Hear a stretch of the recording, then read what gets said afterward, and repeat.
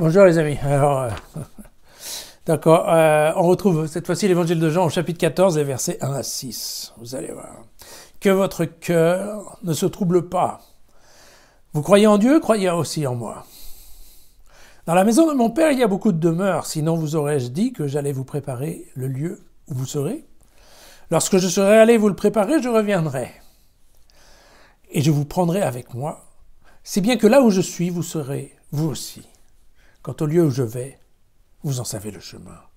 Alors Thomas lui dit, mais écoute Seigneur, nous ne savons même pas où tu vas. Comment en connaîtrions-nous le chemin? Jésus lui répondit, je suis le chemin et la vérité et la vie. Personne ne va au Père si ce n'est par moi. Ouais, merveilleux.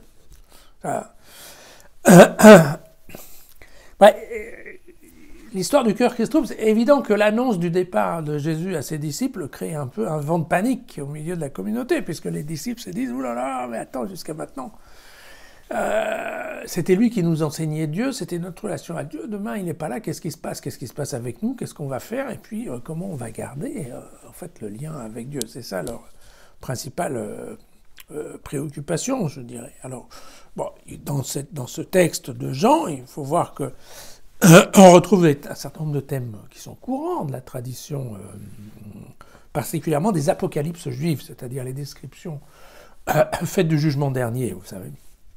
Et là, en effet, on parle très souvent des demeures célestes où vivent les saints disparus, vous voyez. Donc, cette notion de aller préparer une place au ciel, et ensuite, voilà, pour que les gens y soient auprès de Jésus. Ça, c'est un concept qui est tout à fait juif. Et puis après, il y a aussi, c'est un autre concept très juif également, mais qu'on retrouve dans des textes qui sont ce qu'on appelle les apocalypses tardives de la tradition juive. C'est des textes comme Daniel, dont on parle souvent, Esdras ou Enoch, vous voyez, qui sont des prophètes pas très connus, mais qui sont sur la fin, et qui ont beaucoup parlé justement de la question du jugement dernier. Eh bien, on trouve cette figure du Fils de l'homme qui va venir et qui va récupérer les justes et les emmener avec lui. Voilà, tout simplement. Et donc c'est effectivement, qu'est-ce qui se passe? Jean récupère cette image-là, cette tradition-là, et il la réutilise. Pourquoi? Parce que ça lui permet quand même, d'ailleurs, on pense d'ailleurs que cette tradition, qui était juive au départ, elle est restée dans les communautés chrétiennes, les premières même, avant Jean. Tout simplement pourquoi? Parce que ça permet d'entrevoir une continuité du lien avec Jésus. Parce qu'une fois qu'il est parti pour de bon, il faut bien qu'on trouve un système. Certes, il a dit qu'il y avait le paraclète, mais vous voyez que ça ne suffit pas vraiment. Et donc, globalement, cette image juive de l'Apocalypse est passée au niveau chrétien, et par exemple, Jean se garde bien de la casser, cette image-là. Même si vous remarquerez que par rapport à une apocalypse juive habituelle, Jean fait attention aussi de ne pas tomber exactement dans ce genre de texte. Vous n'avez aucun mouvement cosmique, parce que vous savez que normalement, quand il y a une apocalypse, il y a toujours le démon qui passe, il y a des coups de tonnerre, enfin, ouais, c'est la catastrophe. Voir tous les dessins qui nous parlent du jugement dernier. Vous voyez qu'ici, il aborde absolument pas la question du jugement des morts et des vivants. Vous voyez qu'il n'y a aucune échéance qui n'est notée. Enfin bref, Jean ne nous donne aucun détail, aucune modalité. Donc il utilise le concept, mais il ne va pas trop loin quand même. Voilà, le malentendu de Thomas, sympathique, sacré Thomas.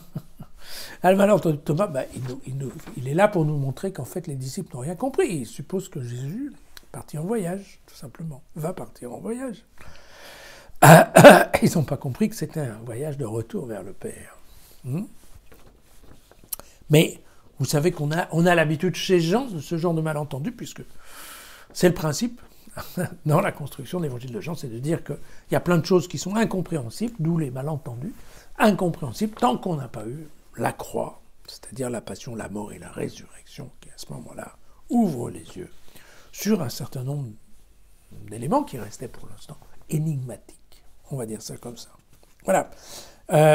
On pense d'ailleurs que parce qu'elle est magnifique, évidemment, je suis le chemin et la vérité et la vie, on pense que Jean récupérait une phrase qui existait dans les traditions aussi, qui était je suis le chemin, mais qui était en fait je suis le chemin qui mène à Dieu. Voilà, c'est ça. Et puis Jean l'a un petit peu modifié en rajoutant et la vérité et la vie. Voilà. Le chemin, là, le chemin, on comprend bien, parce qu'encore une fois, ça c'est tout à fait, c'est très juif. Hein. Voilà. On en trouve nombreux exemples dans les psaumes, dans le livre de la sagesse aussi. Voilà. L'homme est perdu. L'homme est perdu sans Dieu et il a besoin de trouver le chemin qui va le mener à Dieu. Voilà, ça c'est très clair. Mais voyez que ici, effectivement, Jean rajoute que c'est le chemin, c'est lui le chemin et c'est un chemin obligé. C'est le chemin. Très clairement, c'est ça l'idée. Il n'y a pas d'autre chemin que Jésus pour accéder à Dieu. Voilà, n'en déplaise aux gens qui ne sont pas chrétiens et qui pensent que Dieu, on peut y aller par d'autres chemins. Non, le seul chemin, c'est Jésus. La vérité, on va le voir ensuite, parce que c'est au verset 9, vous voyez, c'est l'histoire que quand on peut voir Jésus, on voit la réalité divine. Voilà. Donc on va tomber dans cette idée de vérité. Et puis la vie, bien entendu.